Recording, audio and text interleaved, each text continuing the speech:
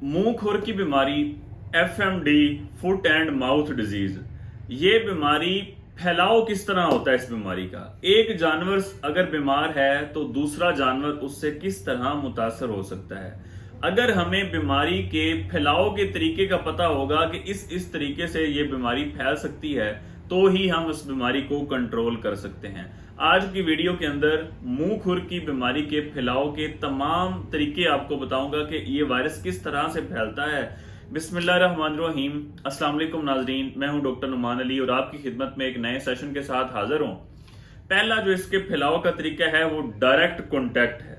अगर एक जानवर मुंह खुर से मुतासर है, दूसरा जानवर उसके साथ खड़ा है, आपस में मिलते हैं, इकट्ठे चारा खाते हैं, इकट्ठे एक जगह से पानी पीते हैं, तो जाहिर सी बात है कि वायरस एक मुतासर जानवर से दूसरे सेहतमंद जानवर तक मुंतकिल हो जाएगा।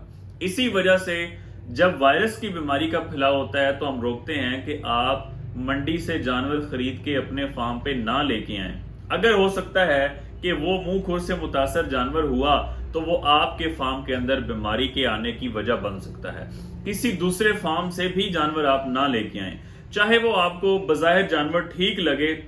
वजह यह होती है कि एक वैक्सीनेटेड जानवर, एक जानवर जिसके अंदर कोई बीमारी की अलामात नहीं है, वो एक जगह से दूसरी जगह वायरस की मुंतकिली की वजह बन सकता है। चाहे वो वैक्सीनेटेड जानवर ही क्यों ना हो, चाहे उसके अंदर अभी अलामात जाहिर ना हुई हो, क्योंकि जब जिस्म के अंदर ये वायरस टच करता है तो अलामात जाहिर होने तक 2 से 14 दिन तक ये अलामात जाहिर हो सकती हैं।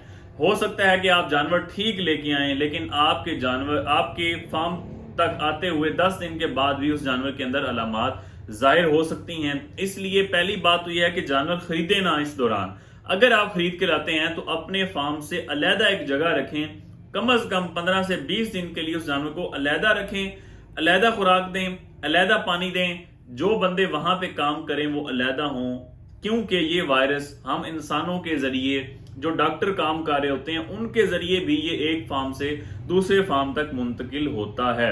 इसलिए आपने ये परहेज भी लाजमी करना है। दूसरा, अगर बच्चे जो हैं, छोटे बच्चे हैं, वो माँ का दूध पीते हैं, माँ को मुंह खुर हो गया है, अब उसका जो दूध है अगर बच्चे पिएंगे तो वो जाहिर सी बात है वो बच्चे भी मुंह खुर से मुतासर होंगे। लेकिन अगर आप उस दूध को चुवाई करके अच्छे तरीके से बॉयल करके फिर बच्चों को पिलाते हैं तो वो वायरस बच्चों तक मुंतकिल नहीं होगा। इसी वजह से मुंह खुर से मुतासर जानवर का दूध इंसान अच्छी तरह बॉयल करके पी सकते हैं। इंसानों में ये बीमारी मुंतकिल नहीं होती। बहुत कम केस रिपोर्ट हुए हैं, कोई इक्का दुक्का छाले इंसान के मुंह के अंदर निकले हैं, लेकिन ये वायरस इंसानों में मुंतकिल नहीं होता अगर दूध को अच्छे तरीके से बॉयल कर लें। तीसरा जो इसका रास्ता है फैलने का वो है मैकेनिकल जो वेक्टर्स हैं। अगर कुत्ता बैठा हुआ है, घोड़ा बैठा हुआ है, गधा बैठा हुआ है, उसके अलावा इंसान अगर एक फार्म पे काम कर रहे हैं, वो दूसरे फार्म पे भी काम कर रहे हैं, तो अगर कौवे जो हैं वो भी इसके फैलाव की वजह बनते हैं, चाहे वो बाकी जानवर इससे मुतासर होते हों या ना होते हों। चूंकि ये जो वायरस है, ये जो 2 खुरों वाले जानवर हैं, जिस तरह बकरी हो गई, भेड़ हो गई, गाय हो गई, भैंस हो गई, ऊंट हो गया, इन जानवरों में हिरन हो गया, इन जानवरों को ये मुतासर करता है, इन जानवरों में बीमारी आती है। जो बाकी जानवर हैं उनमें बीमारी आने की वजह नहीं बनता, चाहे परिंदे हैं उनमें, लेकिन परिंदे या बाकी जानवर इसको एक जगह से दूसरी जगह ट्रांसफर करने में, मुंतकिल करने में वायरस को वजह लाजमी बनते हैं। इनसे भी अगर ट्रांसफर ना हो तो ये वायरस हवा के जरिए भी एक जगह से दूसरी जगह मुंतकिल होता है। इस वजह से जब एक इलाके में ये बीमारी आती है तो पूरे इलाके को घेरे में ले लेती है, तो इससे बचना मुश्किल हो जाता है। अब इससे बच किस तरह से सकते हैं?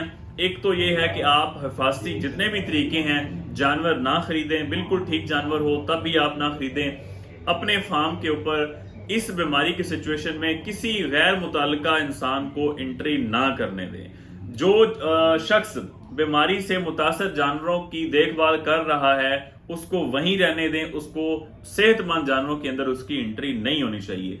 जो लोग फार्म के अंदर विजिट करने के लिए आते हैं, जानवर खरीदने के लिए आते हैं या किसी वीडियो बनाने के मकसद से आते हैं, उनकी एंट्री बिल्कुल मुकम्मल तौर पे इस दौरान आप बंद कर दें। جو سپریز ہیں مکھی مچھر والی سپرے ہے ان کا آپ چھڑکاؤ لازمی کریں. فارم کے اندر چونے کا چھڑکاؤ روزانہ کی بنیاد پہ آپ لازمی کریں. سب سے امپورٹنٹ جو چیز ہے وہ ہے ویکسین.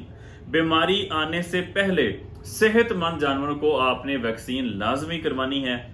جو جانور بیمار ہو چکے ہیں یا آپ کے فارم پہ ویکسین بیماری آ چکی ہے تب آپ کوشش کریں کہ ویکسین نہ کروائیں. جانور زیادہ بیمار ہو سکتے ہیں. تو یہ تھے بیماری کے پھیلاؤ کے طریقے. ان طریقوں سے بیماری پھیلتی ہے اور ہم یہ ضروری ہدایات جو ہیں ان کو فالو کر کے بیماری کو کنٹرول کر سکتے ہیں, اپنے فارم سے آنے سے بچا سکتے ہیں. امید کرتا ہوں کسی بھائی کو ویڈیو سے فائدہ ہوگا.